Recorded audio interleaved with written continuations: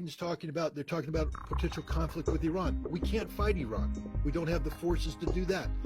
You know, we fought the Gulf War in 1991 by having friendly ports and airfields that we could bring our ships into and offload in an uncontested fashion and land and offload troops. How are we going to do that in a war with Iran? They're going to blow up every port, blow up every airfield. It means now we have to do a forcible entry into an Iranian port, Chabahar, Bandar Abbas. We don't have the force structure to do that. Iran has missiles that'll sink our ships before we get there.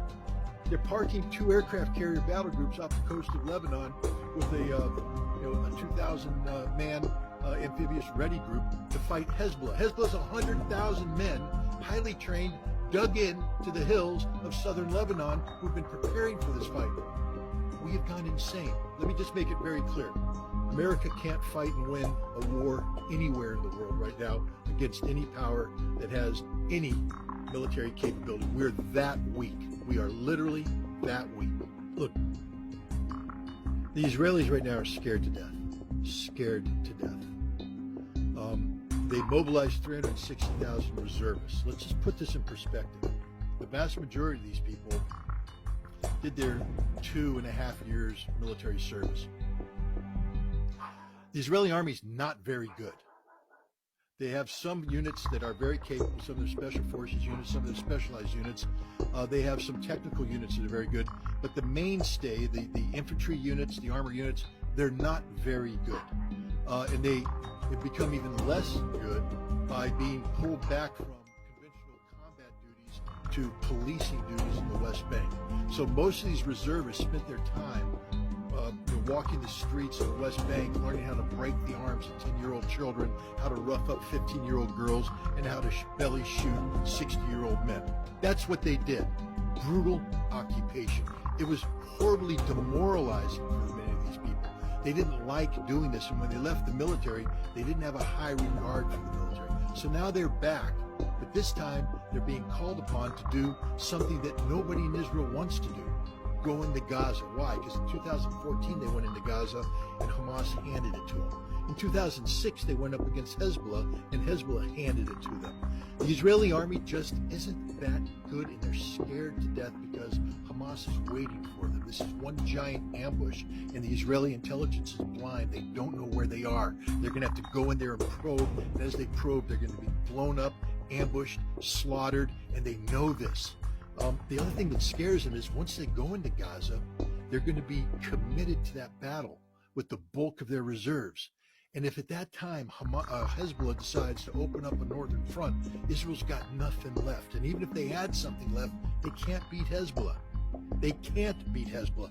They know it. They've exercised it. Last year, Chariots of Fire. This year, Firm Hand. Those are the names of 2 major exercises where Israel tested its ability to fight the conflict against the Palestinians and Hamas in the West Bank and Hezbollah up north, and they can't do it. They don't have the resources to do it. Now you throw in Iran, they're definitely screwed. So America is stepping in saying, hey, we're going to flex our muscle in an effort to deter Hezbollah and Iran from striking. It's not working. 2 aircraft carrier battle groups and an amphibious ready group of 2,000 Marines does not a war win. And we don't have anything behind that. We got nothing. And so if they come, so I think what's going to happen is that Biden is going to try and talk some common sense into Netanyahu and let him know the hard reality that, yeah, we flexed our muscles here, but if Hezbollah comes across the border, we'll bomb them, but we can't stop them. It's up to you, and if you can't stop them, you're screwed. And so you might want to think about coming up with a different solution than the one you're picking right now, the full-faced invasion. There's a lot of things go behind the scenes. The Israelis aren't as good as everybody thinks they are. They're very scared. Netanyahu's very weak. Remember how weak he was moving into this before the Hamas invasion. He was getting ready to collapse because of what he was doing with the judiciary and the reform, the rewriting of basic law. Hundreds of thousands of Israelis were in the streets. It's gotten worse for him because everybody's blaming. He was Mr. Security. I will protect you. I am the man. And look what happened. Nobody trusts him. There's a lot of Israeli talk going on, a lot of hot air coming out of the mouthpieces of Netanyahu's minions. None of it's backed up by reality. And the fact is, Israel's extraordinarily weak, extraordinarily exposed, extraordinarily scared, and America doesn't have a solution for them. And I guess is the template to look at what would happen to Israel, just look at Ukraine? It would be worse than that, because Ukrainians right now don't have a place to run to. Millions of Israelis have dual citizenship, and they'll just leave Israel. I mean, that's the death of Israel. Every Israeli I've talked to said, we can't. This happened in 1991 when the Iraqi Scuds came in. One of the big things they were saying is it's not so much the damage, physical damage that the Iraqi Scuds are doing, it's the emotional and psychological damage it's doing to Israelis.